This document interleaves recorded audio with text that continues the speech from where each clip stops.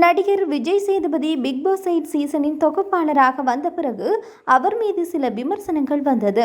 போட்டியாளர்களை பேச விடாமல் அவர்களை அசிங்கப்படுத்தும் வகையில் பேசுகின்றார் என்பதுதான் அது.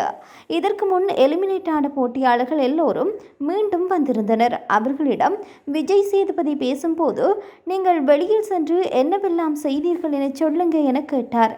அப்போது பேசிய ராணவ், பிக் பாஸ் எனக்கு நல்ல தொடக்கத்தை கொடுத்திருக்கின்றது, அதுவும் நீங்கள் கோஸ்டாக இருக்கும் ஷோவில் தொடங்கி இருக்கின்றது என பேசிக்கொண்டிருந்தார். அதில் குறுக்கிட்ட விஜய் சேதுபதி, இது சுத்த பொய் என சொல்லி பிரேக் விட்டுட்டு கிளம்பிட்டார். அதன் பிறகு ஷோவில் சில நேரத்திற்கு பிறகு ராணவ் PR வைத்திருக்கின்றார் என சொல்லி அவரை நக்கல் செய்து இருக்கின்றார் விஜய் சேதுபதி.